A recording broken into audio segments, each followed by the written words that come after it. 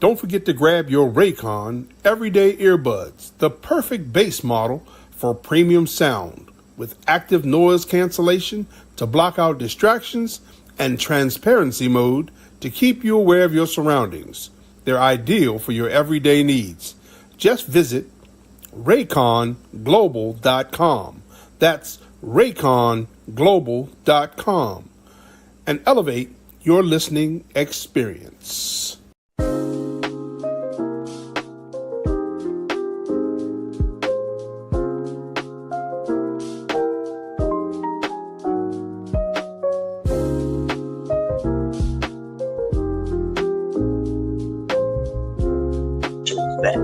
Welcome to Coffee and Donuts for Grown-Ups, brought to you by Sports Talk Network, right on BB.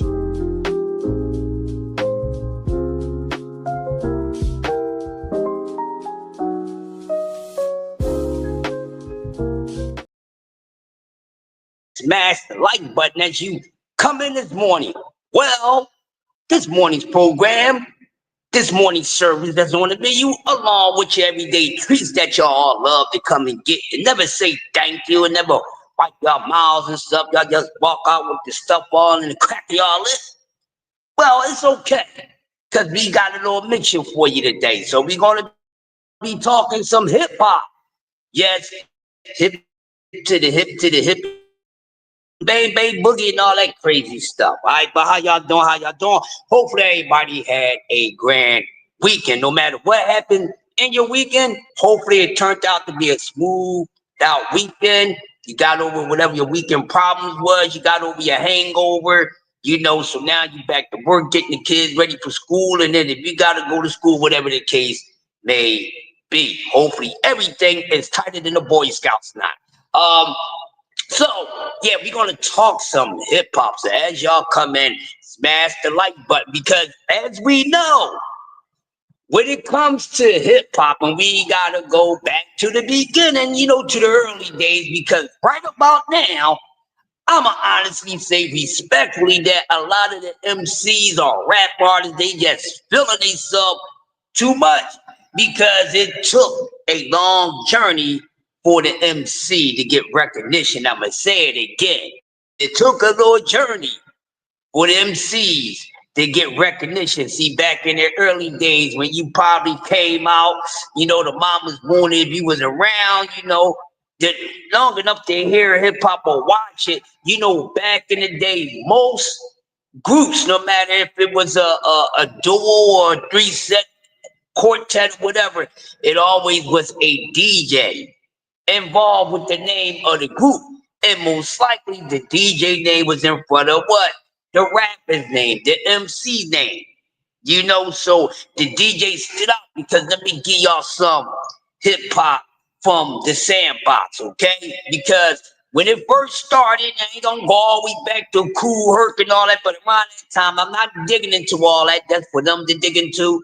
But to make a point, see, back then the DJ, he was the whole set. Just like you have a band and you got a one main band, he could just play everything, you know, jump from one instrument to the other. Well, in hip hop and in DJ is like being a musician too, people. The only difference is that the instrument is two turntables, some speakers, and some records. You know what I'm saying? So hold on tight real quick. I gotta let Miss Denise in. They gotta get this goddamn button fixed, man. Matter of fact, y'all smash my like button as y'all can. Y'all see me, my wig, my cap on my head and all that stuff. Damn, I gotta keep my.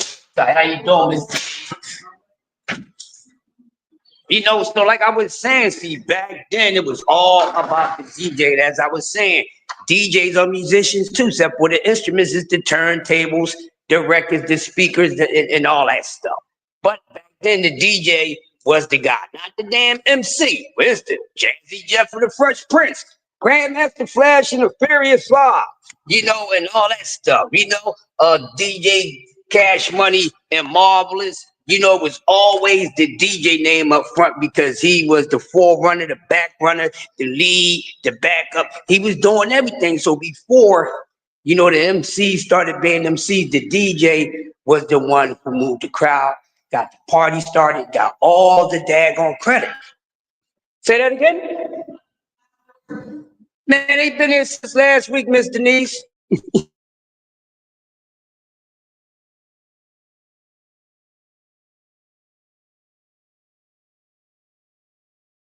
All the credit. He was the man, and even at that, the MC didn't get no clout or no respect unless the DJ. It's the DJ. It's the DJ. Y'all know that song. Last night, DJ saved my life. Okay, so that's what we're going to be talking about this morning. So before we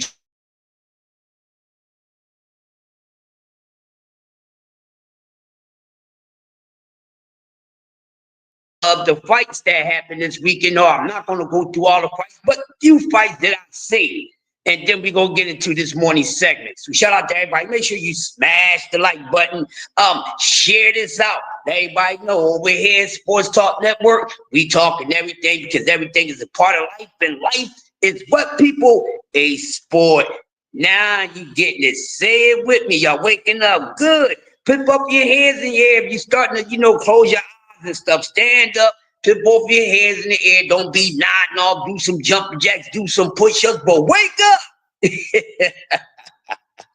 Wake up, people. So real quick, so we had some fights this week. It was a few fight cards, Pro Box.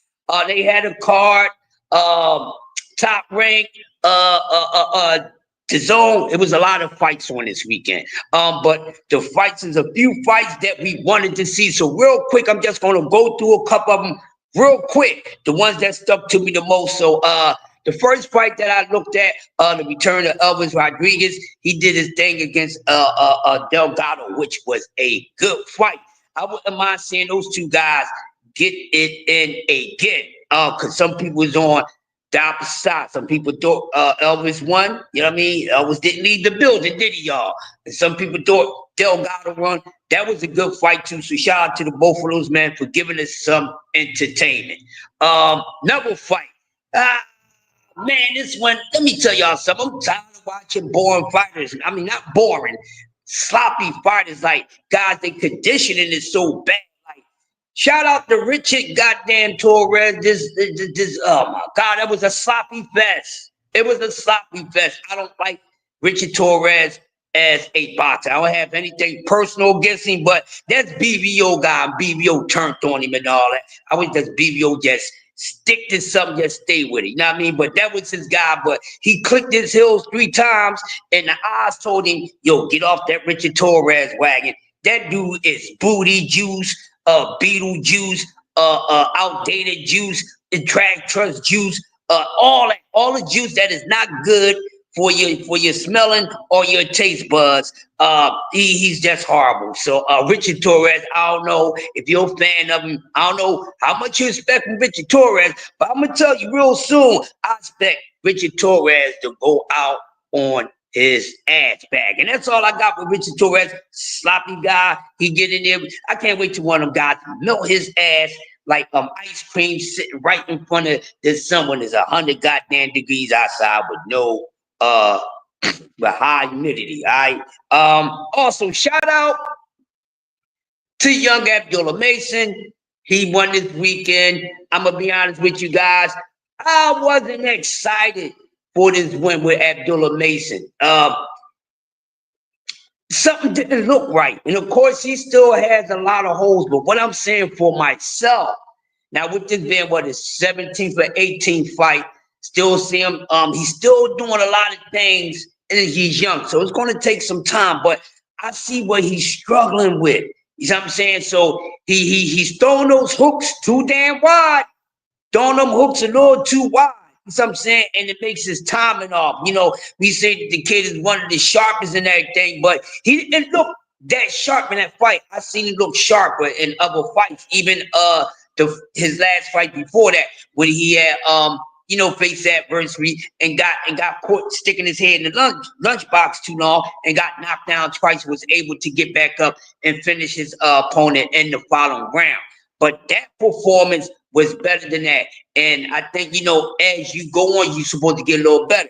Some people may say, well, it was the opponent. And some people must say, man, I told you, man, he ain't like that. He ain't like that. And I know a couple y'all feel like that way, but until he gets in there with a guy that you think that can beat him, zip it. I don't want to hear that. Save your breath, okay? It's called breath control. So I don't want to hear y'all blowing that nonsense out until they get in the ring because it's a waste of conversation. Y'all be wasting a whole lot of boxing talk, talking about stuff that you know for sure has more than a 70% chance of not happening. All right. What else we got?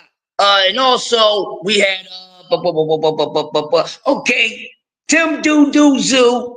He had his return after coming off a 2-fight losing streak. Lost against Fundora. The thing over the head, some people do it, it was some dirty tactic by Fundora. Whatever the case was, Fundora won the fight. Okay, I didn't make the decision. Don't blame me. Don't get mad at me. Get mad at the people who made the decision. Okay. But he was able to come back with a much needed win, with a much needed performance by Tim Tszyu, because a lot of us think he's done. I think he's good, but I don't think he's nothing like his father. Okay, so I'm still seeing if I'm going to be stand corrected or I was corrected from to get here. You see what I'm saying? From to get here 3 times though. If I'm losing y'all, I know y'all stuff, right? Yeah, so he did his thing, and I knew he was going to do his thing against Joey Spencer. He beat the brakes off of Joey Spencer. Joey Spencer, being the level of fighter that he is, made Tim Tszyu look like Tim Tszyu just didn't come off a 2-fight losing streak when he lost pretty bad, especially in the second one against Bakram. You see what I'm saying? So he made himself feel good, and like they were saying, leading up to this fight, he needed a confidence builder. He needed a comforter so he can be comfortable and everything. Joey Spencer, we wanted to see him in a tough fight. I think that was a little too much for him. But yeah, that was a little too much for him and everything. And it is what it is. And all the rest of the fights, it was pretty good. But they the ones I wanted to talk about. And before I get over to today's segment, one thing I'm gonna say about this. Wow, as my man, the OGKC say, wow. And the reason why I'm saying that, because there's a reality that's out there, and a lot of us are not really paying attention to, because we're trying to avoid the fact of the reality, because it may be someone or a few people that fits the narrative. And what I mean by that, everyone is enemies out here, right? Because everybody, especially fans, I'm talking about fans, boxing fans, most of us are enemies out here. Friendly fire. We not on the same side of who we like, who we think is the best. But see, every boxing fan always talking about their favorite, future opponent, maybe opponent, never would be opponent, ex-opponent, and things like that. And everybody always looking for something to have one up on another boxing fan because of the favorite fighter or the fighter that they are a fan of. You know what I mean? Or a fanboy of, or a fangirl of, which y'all get on my nerves with that. I hear y'all say this, I hear y'all say that. But what do y'all call yourselves? But getting to that point so I can get into this morning's show is simply this. Look at what's going on. And I said this years ago, and I'm pretty sure one of the bros from TWT probably still got this. What I said on tape. I said most likely all of our favorite fighters of this era maybe will lose or going to look back at some point in a victory. And look at it, it's happening. So every fan is waiting for the next fighter or a certain fighter to give them a reason to get on somebody else about them instead of somebody being on them about their favorite fighter. Oh, what a crybaby, moist meter ass game that we playing. So, y'all fans, this is for y'all. They ever since Tank Davis had this draw with Lamont Rack, y'all been going off. And that's good. I ain't mad at y'all about that, but what are you going off about? Because see, the whole thing, while he's going through that, what is your favorite fighter looking like? And I guarantee you, your favorite fighter probably ain't looking too damn good, okay? So let's just air it out because guess what? All of them ain't looking too good right now if they haven't looked bad yet. You understand? If they haven't looked bad, if they didn't have a bad night or got their behind kicked without no damn excuses being attached to it, then, you know, what more can I say? Or what more need to be said? Because I want you boxing fans to know, just because there's somebody fighter that's going through it and they look less than what they was, don't mean that your little moist ass and your favorite fighters is in the clear. Because I'm pretty sure I can say something about your favorite fighter. That's why I gotta get the moist meter together, because there's a lot of moisture going on with these fighters, with their fans, content creators, commentators, perpetrators, and everything else. But don't get it twisted.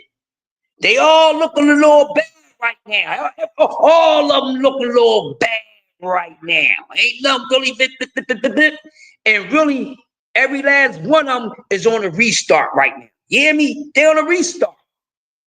They're about to do his restart. We got to see what they're at before anybody start giving out brownie points or, you know, giving or trying to chop the man neck off. We don't know.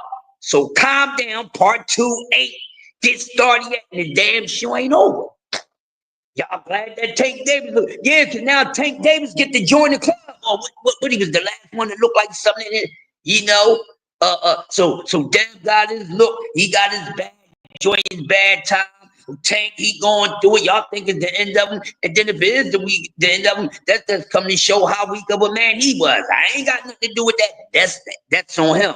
Okay, for all the TO fans out there, yeah, y'all can't talk. Nobody needs to talk about the next fighter. Listen, fans, none of y'all need to talk. Cause they all looking a little suspect right now. And every last one of them, and y'all know who I'm talking about. I'm mainly talking about the 135. You know, the ish that y'all been talking so damn much. They all looking kind of bad. Okay, they all looking bad. Ain't too many of them looking good. You hear what I'm saying? Ain't too many of them looking good. Right? So ain't none of your favorite fighters safe at 135. You understand what I'm saying? None of them. Okay? The up and comers are probably a little more safe, and they ain't safe either. This issue's overrated and ain't nobody safe. I mean that in boxing too. They all look a little crazy to me. So always trying to keep on putting somebody over somebody. I need to stop that because all them jokers is on the same level. Yes, I said it. They all on the same level because they all looking bad, all looking suspect, all got a little nut behind story behind the ass too. May I add on every last one of them. Okay, so who's next? Who's next? Because that's going to be coming next. Because Abdullah, I'm going to say it, then I'm going to get into today's main show. Abdullah, y'all know how I feel about Abdullah. Y'all ain't hear me say, dang, he did this. I did not like that performance. And he looked crazy too. Listen, man, leave the damn hair alone, okay? Leave the hair alone, bruh. Leave the hair alone. That's why he probably, besides, you know, moving up in opposition a little bit, that's the little reason he probably was throwing the damn. He ain't never thrown no damn hook like that. His timing wasn't never off like that. And don't give me the itch about the weight. Slap yourself. Hey, no. He, because the weight, nah, not too much. Come on, people. Not too much. Listen, when you start doing certain, y'all gotta remember, this is an energy thing. See, once you get a groove and everything is working for you, you don't touch it. Look at it, he didn't cut his antennas off, he cut the strip, got in the ring with that little ass peanut head, you know, trying to make an ocean and all that. He didn't look too good. Yo, kid, get the head back on you and move up to 140 pounds. That's all I got to say. So he's looking a little crazy for everybody out there. So, like I said, ain't nobody safe. Ain't nobody safe. So stop hating on fighters and all that. And just stay in your damn lane. Every time I turn around, you got somebody. First, they like this fighter. Then they don't like them no more. Then they never like this fighter. So now they starting to like this fighter. I wish y'all need to stop that. This ain't Hollywood Shuffle. Like who you like. Don't get on like who you like. If somebody was a damn racist, oh, ride out with it. because you knew they was the racists in the first place. I ain't trying to hear that. If you know that fight is a damn cheat, I ain't trying to hear that. Stick with them. Because you know what? I'm going to rock out with everybody that say I'm a fan of, no matter what. I'm not going to turn on them because they had a bad night. I'm not a bad performance, a bad day at the office. I'm not going to turn on because they might have got their head knocked the F off. I don't do none of that. A lot of y'all be doing that. Y'all ain't real. Y'all ain't real. So, slacken sub, come back to reality. Stop jumping around from bandwagon to goddamn bandwagon. I hate when y'all boxing fans and you content creators all over the damn place. You don't know who you like to dislike. You just all in a disarray. That's why these fighters is confused and doing a lot of the goofy stuff that they don't, because your goofy ass as a fan representing them and throwing out that knucklehead energy. So before we get into this morning show, let me get over here. Let me see who actually is in the building, if anybody came in the building this morning. Let me see what's going on. Who out here in the world this morning? What's happening, y'all? What's happening? What's happening? What happening? Shout out to my man, Mike Rhyme, always on time, one of the first in the building. Mike Rhyme is like the first that stepped out the limo, like Charlie Mack. You know what I'm saying? Melody Queen, where you been at, my vibrations? How you doing? Grand rising to you. BBO in the building. Booger. It gets no cooler than the booger. Now I'm saying, and he don't mess with the sugar, the booger sugar. You know what I mean? Our booger. Puro, what's going on, my guy? Y'all make sure y'all check out my man Puro. Puro be cooking anytime he's on anybody's panel. I'm gonna have to do something with Puro. Get him up on the head. Southern Tizzle T. Listen, man, y'all better get over to my man T.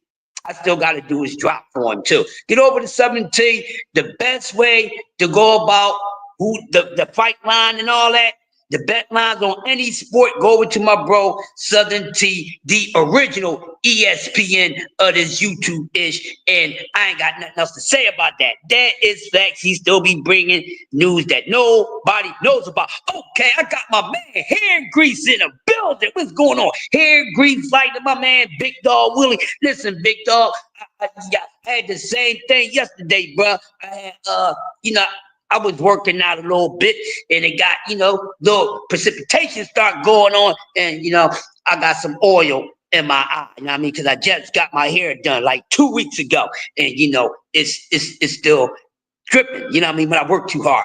Mike Nizak in the building. What's going on? So, y'all, we going to get right into it. So, y'all see the thumbnail. We talking hip hop. 2 hip-hop legends. And like I said at the beginning, to give y'all an introduction about this morning's show. And sometimes when you get that separation with that good chemistry, that dynamic duo, things go different. And this is the true situation that happened with the legendaries, hip-hop pioneers, Hall of Famers, Eric B.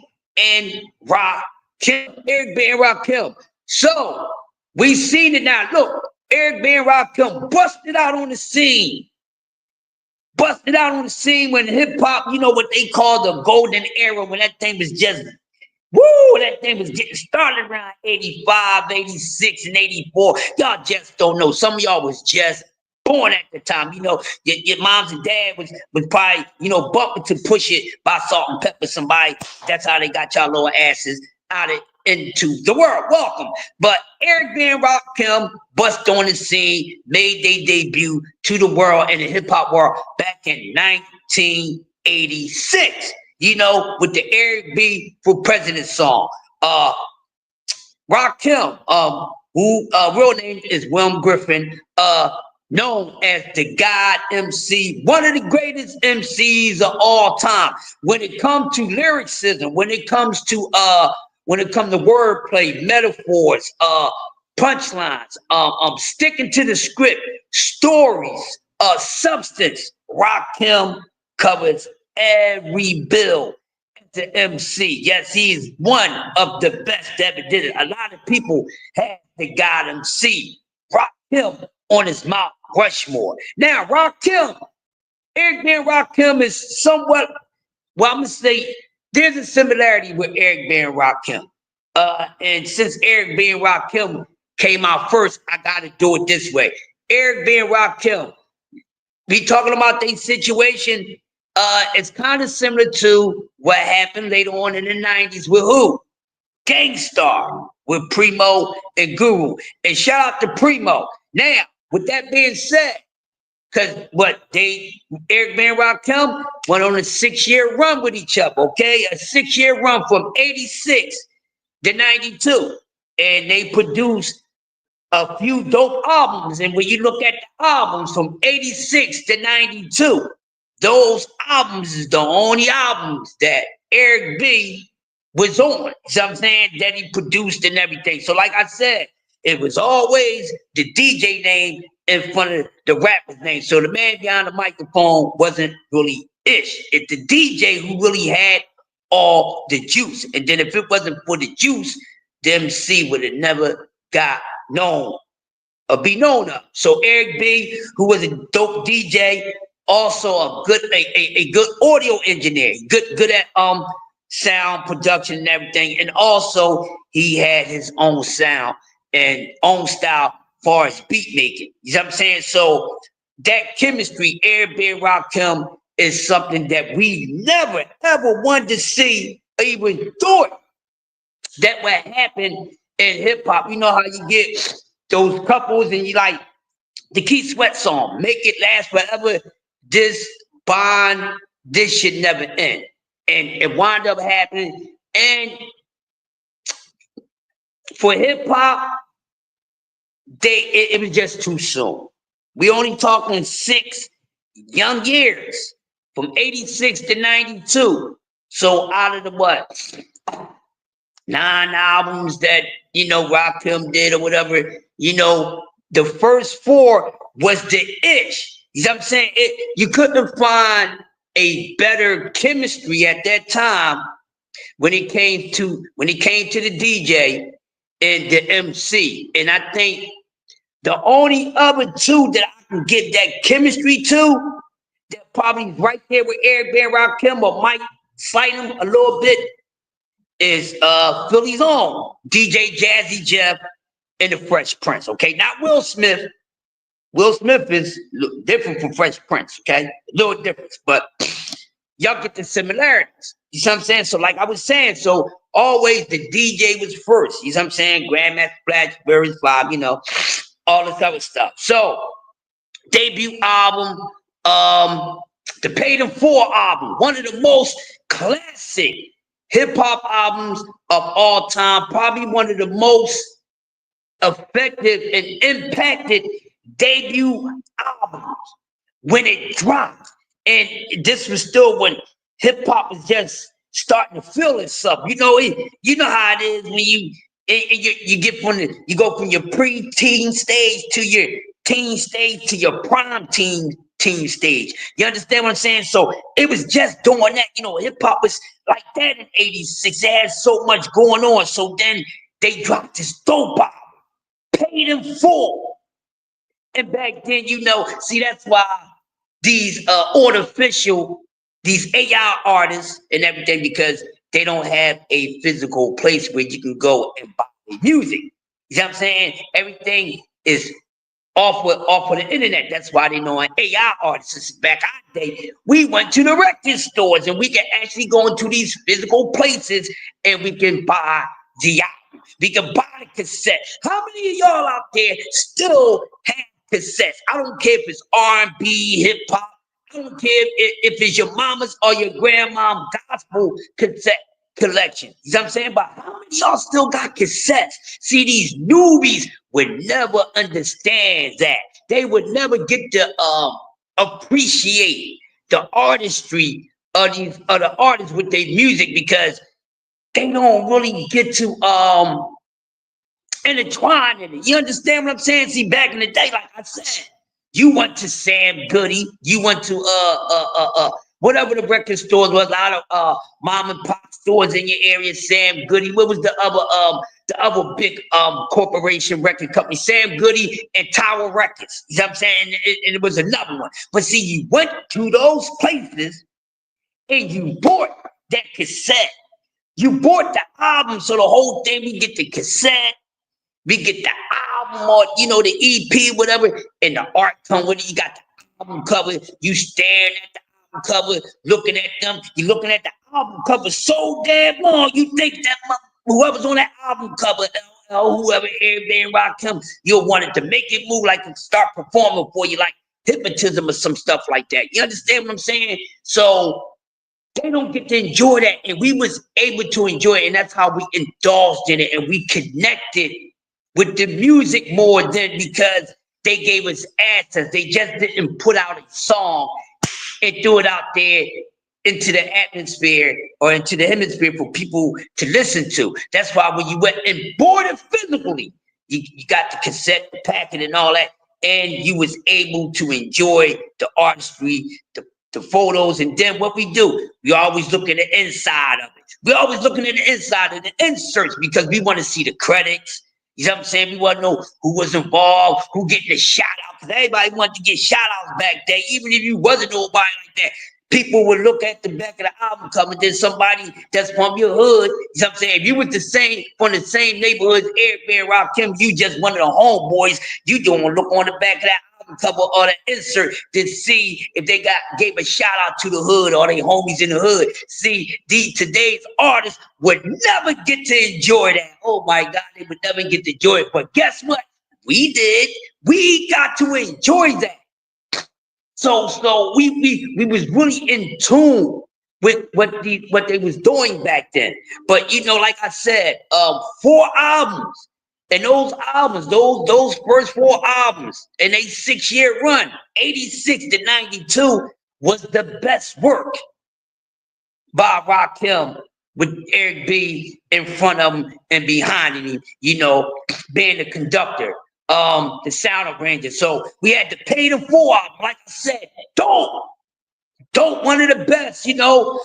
Eric B President, that was a hit. You see what I'm saying? I know you got soul. That was a hit. Ain't no joke. That was a hit. You see what I'm saying? So that album had nothing but hits on it. Shout out to Eric B. And also, we got to give credit to DJ Marley Marl or the Juice Crew because he was schooling Eric B on some of the production. You know what I'm saying? So Eric B was, you know, getting tips from people and everything. A lot of y'all might didn't know that, but Eric B and Marley Marl was tight. Well, shout out to Marley Marl. And I'm going to have to really do something on Marley Marl one day when it's just about Marley Marl. Not more so the artists that he did work for, but more so about Marley Marl. We're going to do that one day soon. We're going to get into that. So, and then after this first album, the Pay the 4 album, which had everybody going nuts, the production was crazy.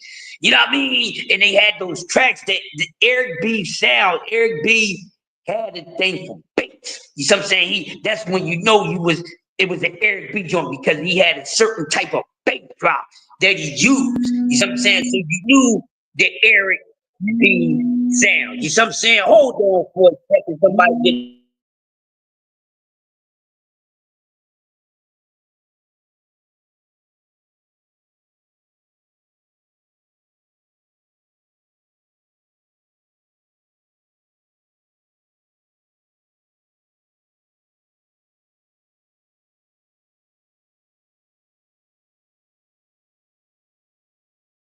back, y'all. I gotta by in the office real quick. I gotta go get the keys. But like I was saying, hold on real quick. I gotta let one of the bosses in the building.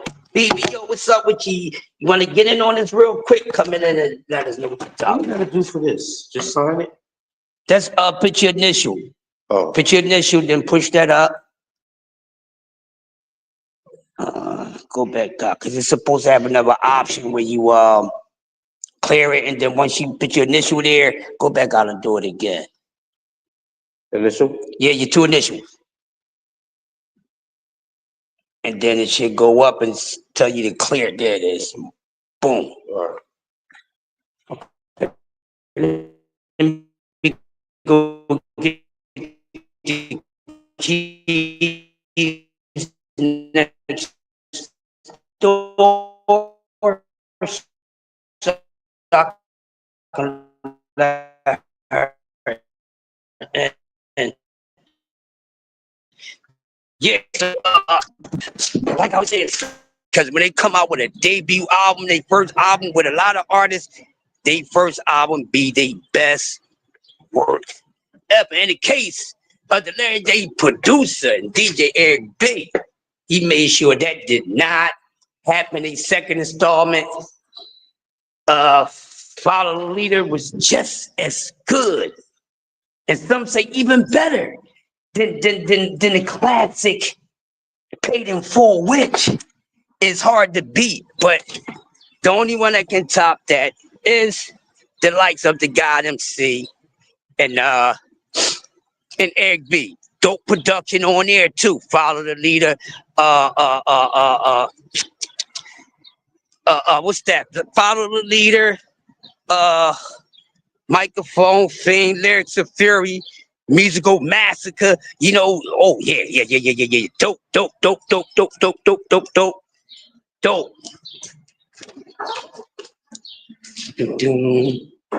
Hold on for a second, guys. She went up already?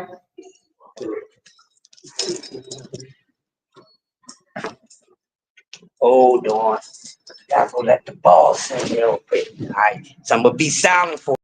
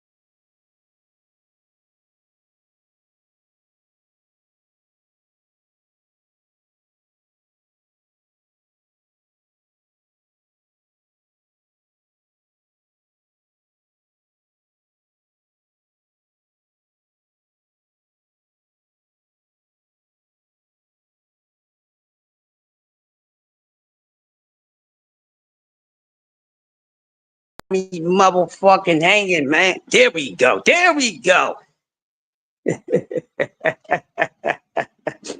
Oh man, I'm back, y'all. Sorry about that, man. We be double tasking, so while we doing this, a lot of times we be working too, you know. So excuse me for that, but I seen y'all cook.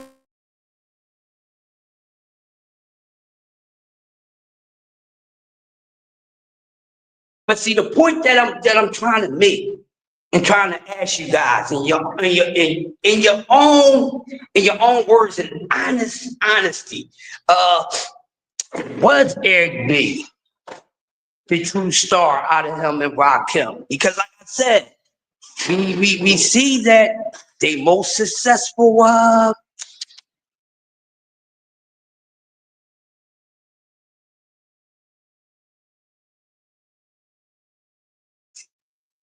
career that he put his best work in at. So 4 albums, which they was all pretty hits. Like things start to fall apart. Now, Rakim, who was struggling with producers because such a complex guy to follow behind or to create, you know, to create for him up front. He was very complex MC to work with, so not just any hot producer can actually work with Rakim, and we wind up seeing that. So the question is, with that being said, and we looking at where the success was, where most of the success lies at in those first 6 years. Like I said, those first 4 albums, because at the 1992 Don't Sweat the Technique album was the very last album that we had with Eric B and Rakim, who was like back then Batman and Robin, you know, things like that. They was the dynamic duo, probably in a lot of our minds, probably the best two-man duo at that time back then. You see what I'm saying? So when we look at, like I said, when we look at the 1-2, meaning a DJ and the MC, they probably was back then Eric B and Rakim, DJ Jazzy Jeff and the Fresh Prince, and a lot of other ones. They stood out, especially for the artists who had the DJ and the MC name are part of it. So when it came to that, at that time, Eric B and Rakim was reigning supreme as the best duo in hip hop with a DJ and an MC. So, and then after the Follow the Leader album was what came after Follow the Leader? Big Dog Willie said, I got 4 cassettes. Janet Jackson, Luther Vandross, Run DMC, and the Whispers. What you know about the Whispers, Big Dog Willie? Yes, I'm going to do a whole live on the golden era hip hop, Big Dog Willie. I'm gonna set up something because, and I'm going to handpick. I'm glad you gave me this idea. So if you still here, Big Dog Willie, I'm going to handpick. I'm going to select about 5 guys to come up with me, and we going to have like a marathon discussion. We're going to really talk about that. So Big Dog Willie, so I know you're going to be around, but I definitely want you to be on the panel. I'm glad that you said that. That's something that I'm working on. So I definitely want to have you up there for that. And I get to thinking about 3 or 4 other guys that I want to have that conversation with, where we could talk about the golden era, because there's a lot to talk about. And as much I could talk about the golden era by myself, it's too much work. It is too much work. But like I said, smash the like button. Like I said, so with Eric B and Rakim, who was really the star? You know, because actually a lot of people used to think that Eric B was actually the rapper. You see what I'm saying? They really thought that. And see, this is what happened when you have that type of name, and then you don't really know who is doing what until you're able to see them actually doing what they actually do. So that's how it was. But after the Don't Sweat the Technique album, which was, like I said, the last production album, teamed up with Eric B. Rakim, he disappeared for some years. Disappeared for some years. Went on a hiatus. I think the next time we heard Rakim, it was on the Jay-Z album. He would have little cameos here and there. But after that, I think the biggest thing that he did, he was on the Watcher, with Jay-Z, Dr. Dre, and he made a couple little cameos. He had solo albums, of course, after his last partner album with Eric B. And those albums since then, they were not successful at all. And this is no slight to Rakim the God MC, who I got nothing but admiration for, because Rakim don't know. Hey, Rakim don't know, man. And I told the story on Dub Whiteside. So like Dub said, he's going to bring that series back. I'm pretty sure Dub Whiteside still has my story, because it was 3-part.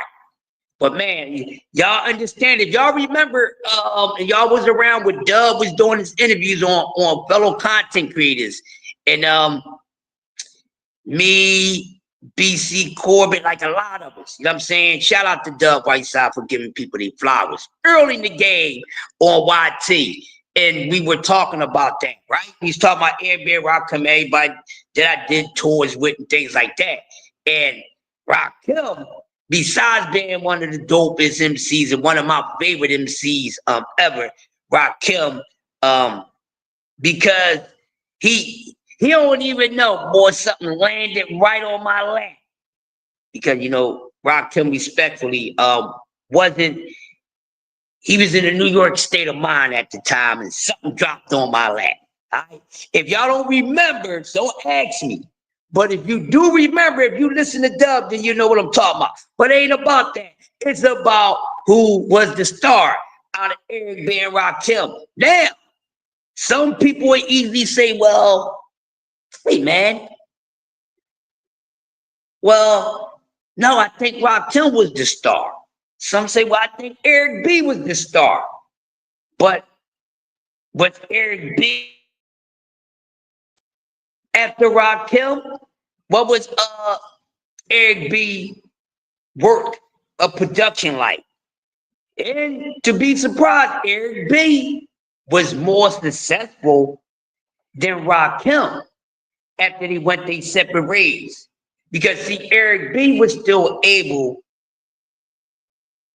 to get work as a producer. Now, if he actually didn't make beats, he did some cuts and he did some arranging. You see what I'm saying? So Eric B was still around, which he was, good with production and everything like that. But the whole thing, like I said, when they was together, they was the dynamic duo. But after after 1992, that was it. That was it. So we didn't have no more the reign of Eric B and Rakim. That was a sad day in hip hop too, because I felt for Rakim. Being a big Rakim fan, I felt for Rakim because I'm like, oh, after the split with Eric B, He got locked up. who? Rakim. No, Eric B got locked up. Yeah. But this is what we talking about. Who was the biggest star out of the two? Was it him or Rakim?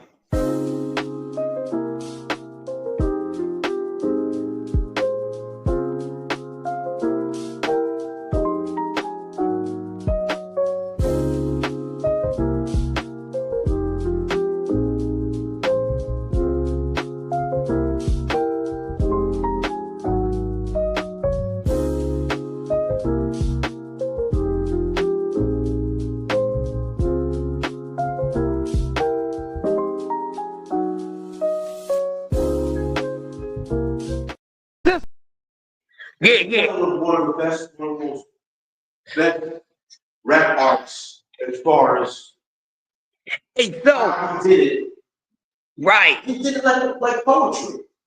On behalf of BVO Boxing TV, we would like to thank our sponsor, Raycon. Don't forget to grab your Raycon everyday earbuds, the perfect bass model for premium sound, with active noise cancellation to block out distractions and transparency mode to keep you aware of your surroundings. They're ideal for your everyday needs. Just visit rayconglobal.com. That's rayconglobal.com and elevate your listening experience.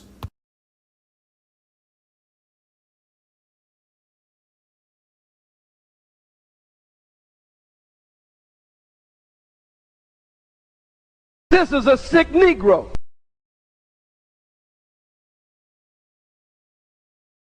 Whose career was the best after they went their separate ways. So listen, part 2 is coming with who was really the big star, who was the star.